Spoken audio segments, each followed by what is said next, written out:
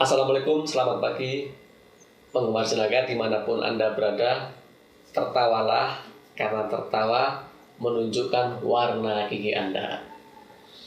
Sekarang ini sedang musim haji. Haji itu ke tanah suci bagi yang mampu. Kalau belum mampu, ke pondok gede aja dulu, ikut manasik atau latihan haji. Ada 3 tips untuk latihan haji di pondok gede. Yang pertama, jangan pakai ihram, karena pondok gede itu tanah kita, bukan tanah suci. Yang kedua, ajak teman, sebab kalau muter-muter sendiri, nanti takutnya diikuti anak-anak kecil di belakang. Yang ketiga, jangan menginap, karena di sana bukan Mina. Jangan lupa mengambil batu, karena bukan Musdalifah. Nanti malah diusir satpam, karena dikira mau mencuri. Sekarang kalau mau naik haji itu, lewat Departemen Agama, bayar sekarang, itu 15 tahun baru berangkat. Nah, kalau umur 60 tahun baru daftar haji, bisa jadi berangkatnya bukan ke tanah suci, tapi berangkat menghadap kehadirat Allah Ilahi Robbi. Nah, nanti suatu ketika anak baru lahir, selain dibuatkan akte kelahiran, juga langsung didaftarkan untuk naik haji, karena bisa jadi 50 tahun lagi baru bisa berangkat. Biasanya kan sebelum berangkat haji, itu kan banyak orang yang menitip doa. Waktu itu saya sebelum berangkat ada beberapa orang yang datang untuk minta didoakan. Saya sediakan buku agar mereka menulis sendiri doa-doa yang diminta. Doanya macam-macam sehingga buku saya setebal segini penuh. Sewaktu di Arafah, saya pun berdoa membawa buku itu, karena saya tahu Allah itu Maha Tahu. Maka doa saya pun, ya Allah, kabulkanlah semua doa-doa yang ditulis dalam buku ini.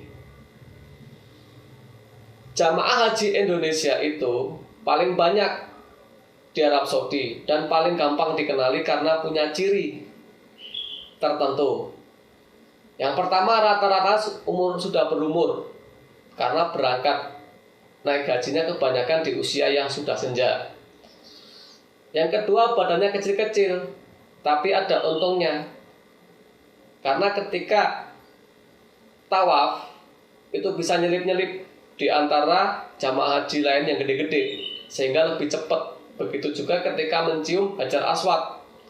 Begitu orang yang gede mau mencium, jamaah haji kita nyelip dari bawah ketiak, mencium duluan, karena kecil-kecil nggak kelihatan, sehingga lebih lincah. Ciri yang ketiga, jamaah haji kita itu sering tersesat. Biasanya yang sering dicari oleh petugas itu adalah jamaah Indonesia, karena pasti banyak tersesat. Itu karena kita budaya malu. Jamaah haji kita tuh punya budaya malu, atau supaya dianggap percaya diri, nggak nanya sudah tahu.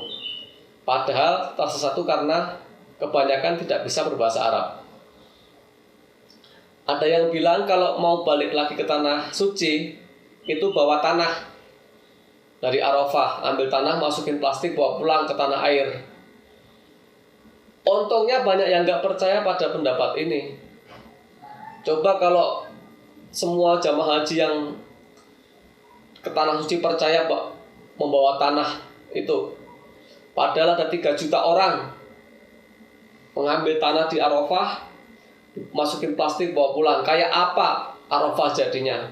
Tinggal batu kali di sana, tinggal batu-batuan aja. Nah, nanti kalau sudah gitu, pemerintah Arab Saudi akan bilang, syarat naik haji ditambahin 1 lagi, yaitu setiap jamaah haji harus membawa 1 karung tanah, nanti dipakai buat nguruk Arafah.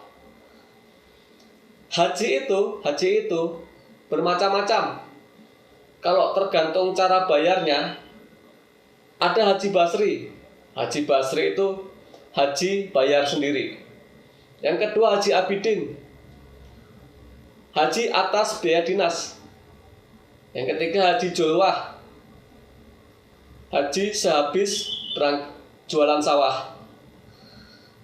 Lalu ada lagi Haji Jakmer, haji yang diajak sama mertua. Ada Haji Kosasih, ongkosnya dikasih. Ada juga Haji Komariah, hasil korupsi proyek pemerintah. Dan yang terakhir yang paling enak itu adalah Haji Romania, ikut rombongan Menteri Agama. Saya Dudun Purbakala, selamat siang.